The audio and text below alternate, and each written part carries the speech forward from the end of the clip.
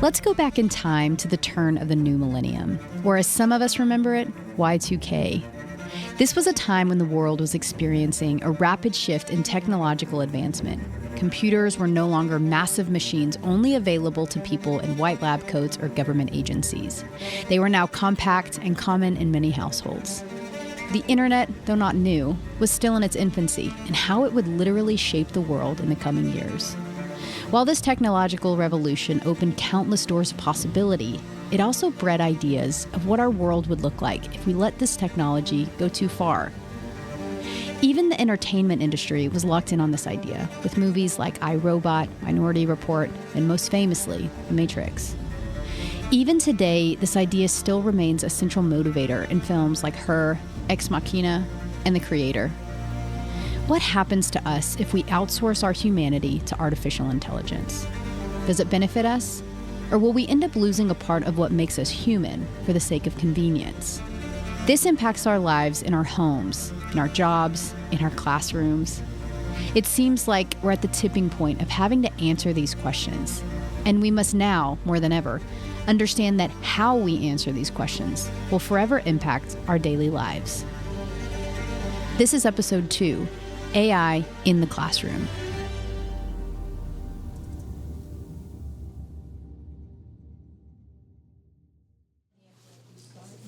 Okay, I'm going to go ahead and pass out the handout. The mixer was off. Okay, all right, thank you. Did you know that Texas Tech has a Taylor Swift class? It's a course offered in collaboration by the Honors College and the School of Music. It's true. Today, I'm an honorary student and the first to take my seat in a room on the second floor of the music building. Sarah Brinker is already there, setting up. She's not only the instructor, but the creator of this class. She says that we are truly living in Taylor's golden era, and to not study her popularity, her music, her fame would be a missed opportunity. When it comes to emotional writing, few people do it better than Taylor. It's what fans have come to know and love about her music. The rawness, the realness, the detail of it.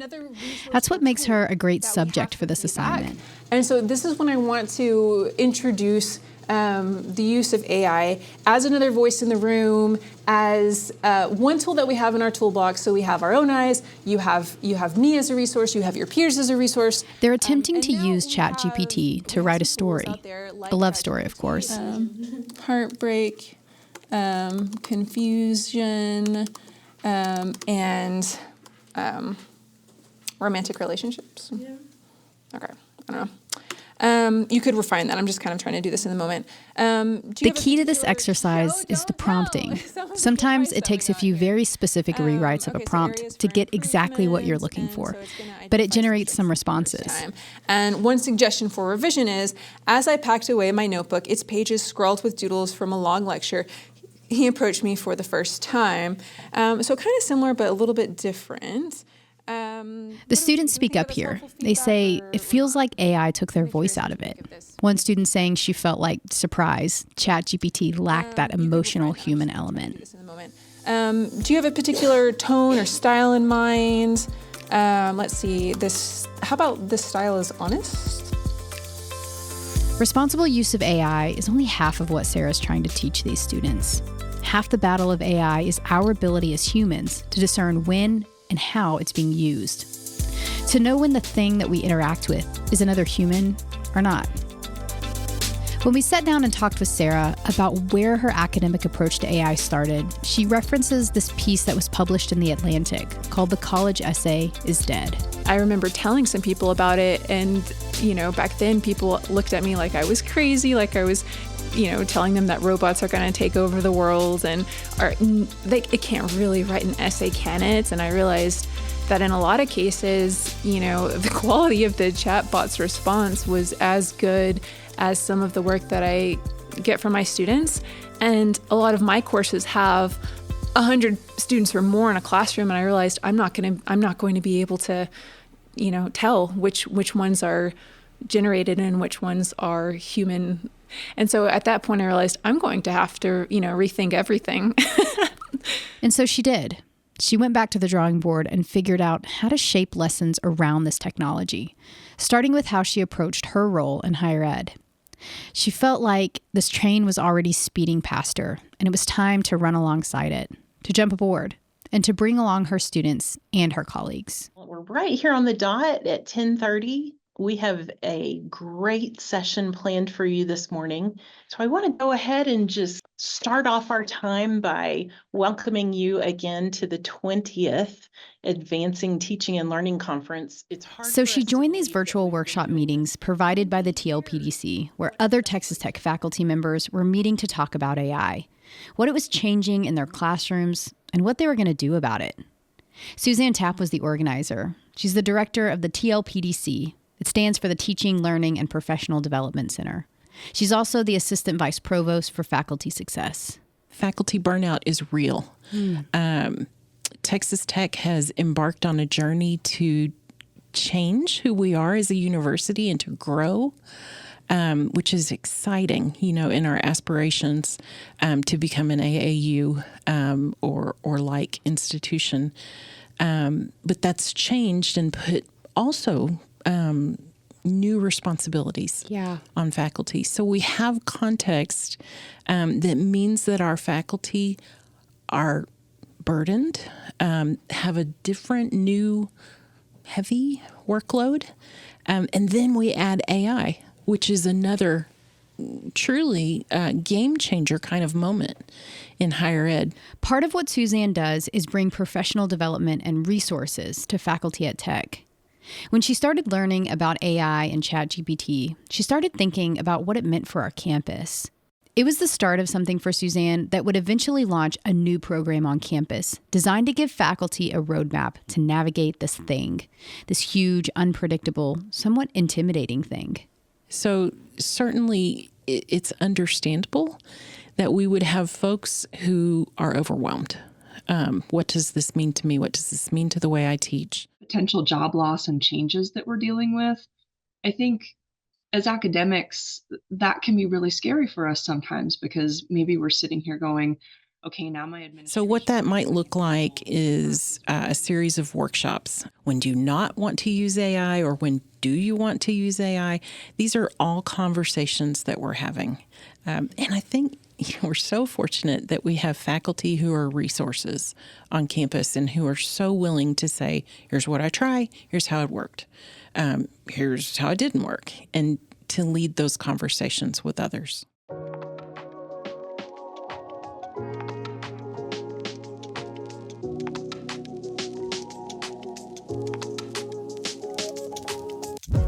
Think of these AI workshops as more of a think tank, a place where a bunch of faculty from across campus, different areas, different ages and backgrounds and classroom experiences can all learn from each other.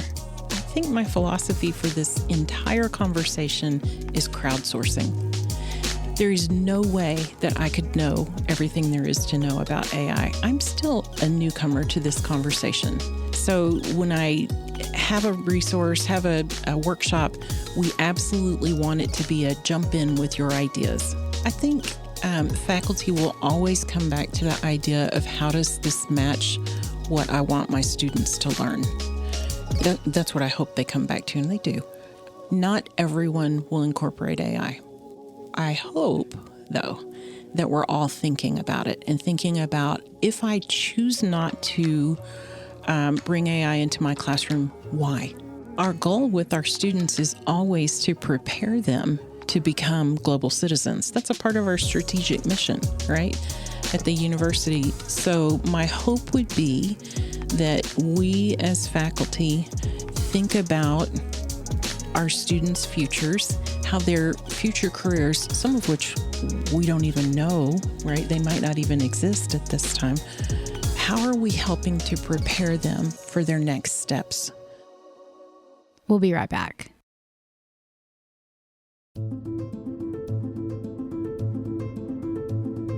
You may be familiar with our university magazine, Evermore. It's one of the most unique styles of storytelling our office produces, and I'm proud to be a part of it. I'm Caitlin Horton, and I recently got to write about a man named Bill Adling. He's an architect at the university who has helped design some of our most iconic campus buildings. But there's more to his story and his designs than what meets the eye. Behind every project is his passion for providing access to spaces for people like his son, who's in a wheelchair. His love for his son has shaped the way he approaches his designs and ultimately led to the creation of accessibility standards in Texas. To get your copy of Evermore Issue 7, go to today.ttu.edu/Evermore.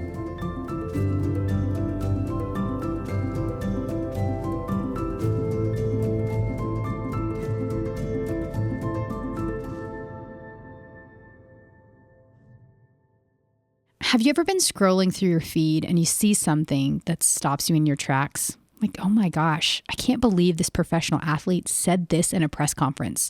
Or how could this political figure be photographed doing something like that? Or even, have you heard that new song from this musician or that band?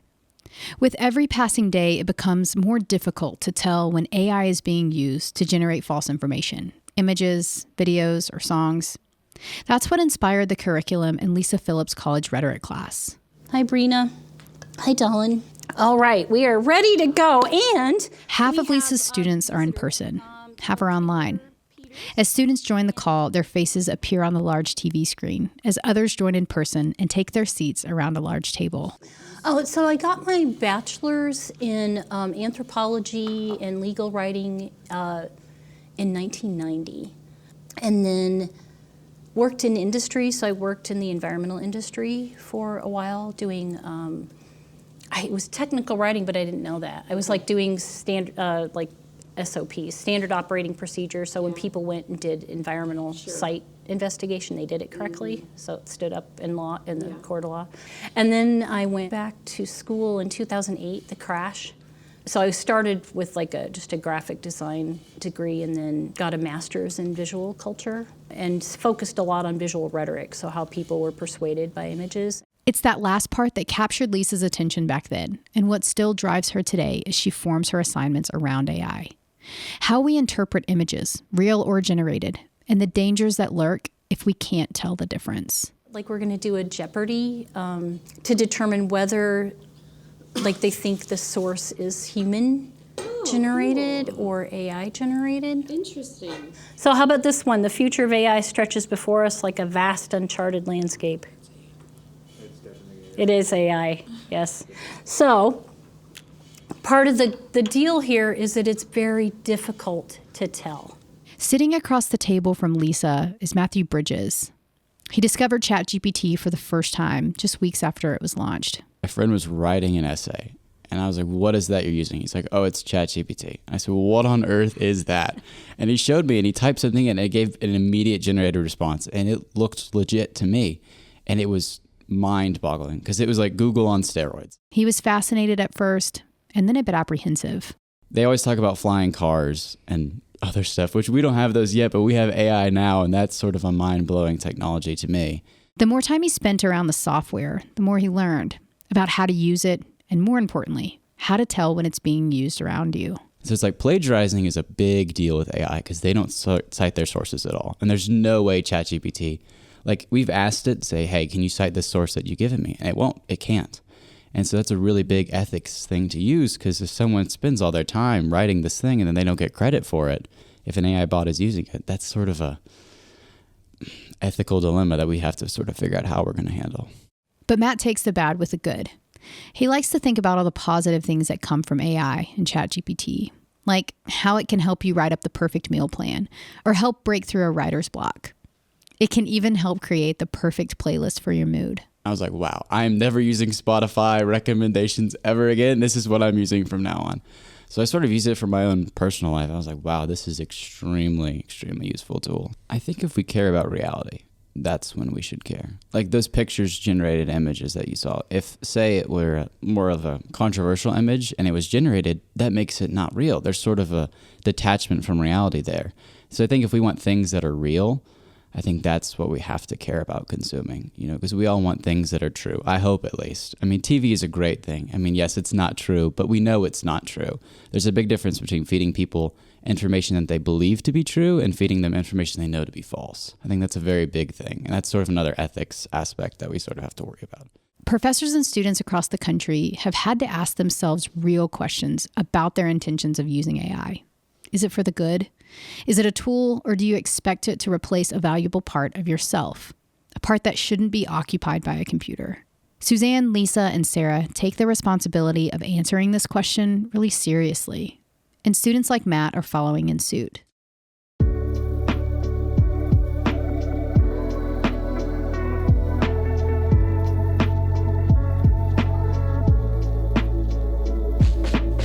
Suzanne and others at the TLPDC recognize that some faculty prefer not to incorporate AI, and at Texas Tech, each instructor gets to make that call.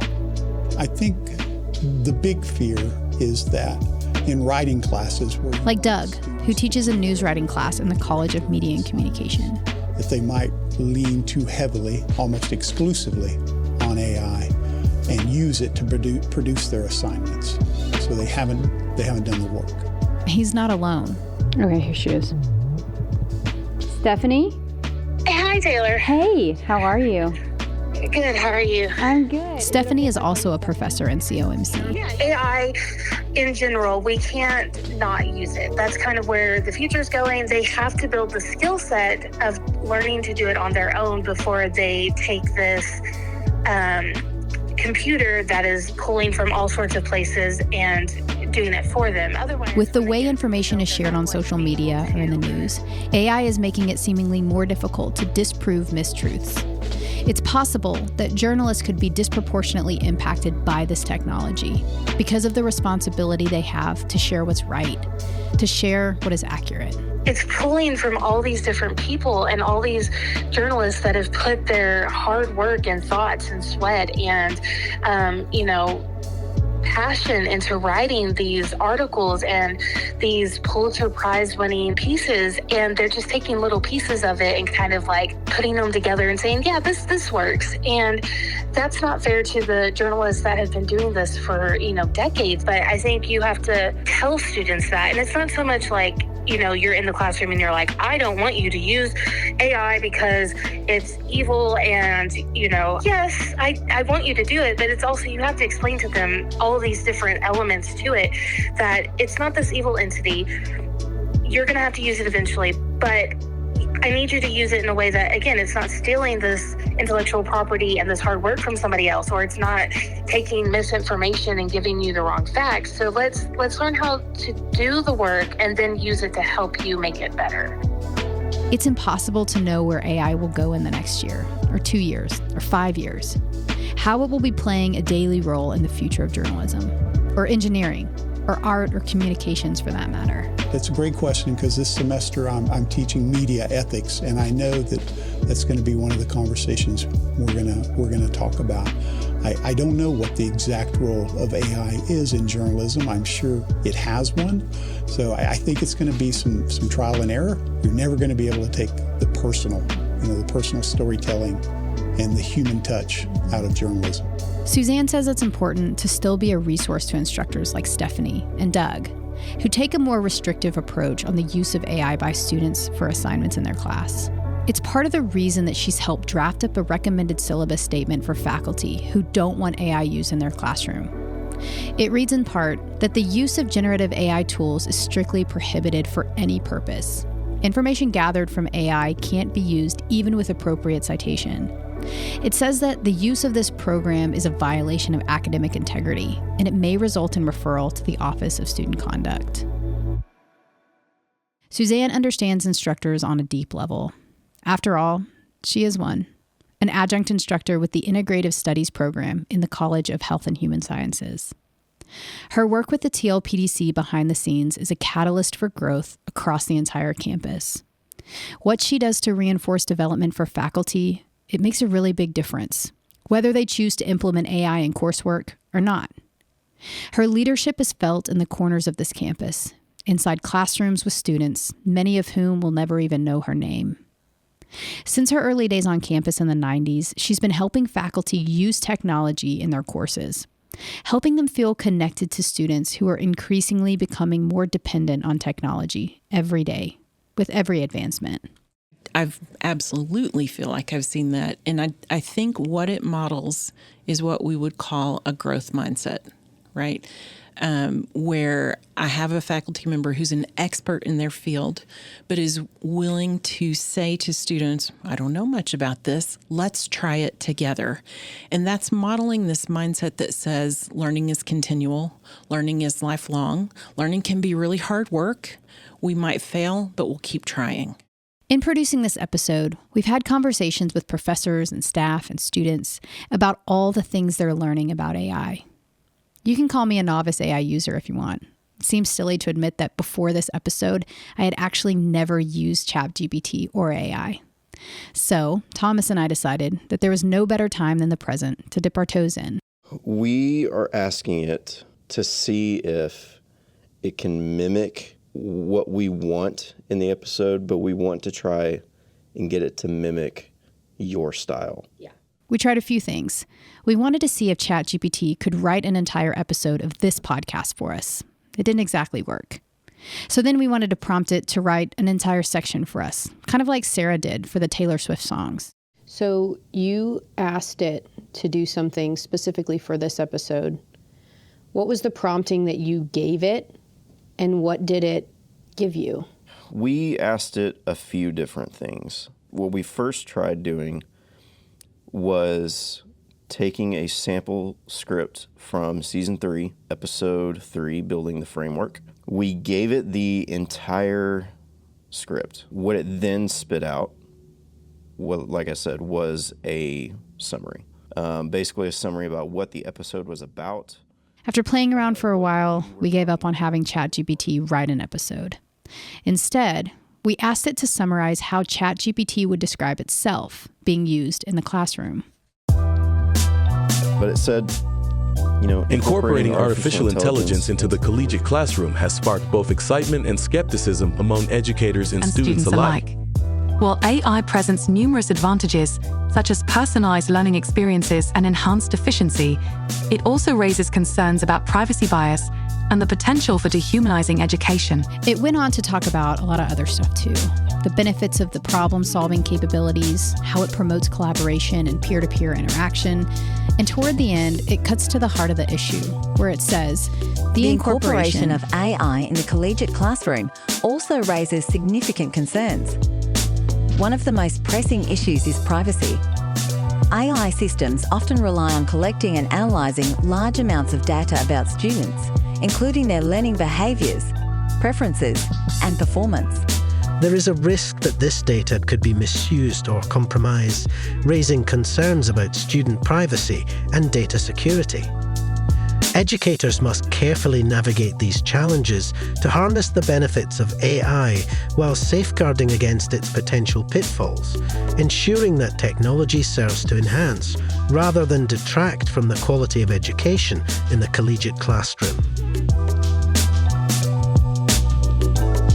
If you're a fearless listener, you probably know that I put a lot of myself into this podcast. I mean, it's a goal of mine to be a bit vulnerable, to be honest and sincere, to be emotional even about my own interpretation of the world. I think that's what held us back in this particular social experiment. ChatGPT does not have the capacity to be personal. It's not in its design. And if we're smart, we won't ask it to. But if Thomas and I learned anything sitting in on Suzanne's virtual workshops or talking to students like Matt, faculty members like Sarah and Lisa, and Stephanie and Doug, it's that we shouldn't be scared of AI, but instead approach it with a healthy level of responsibility. This tool has been created by people, and it can too often be misused by people. The amount of power that AI has is only limited to the amount of power that we give it. And it's up to us. Well, maybe not you and me exactly, but it's up to us as humans to ensure that it's done to benefit and not harm society, to delegate that power.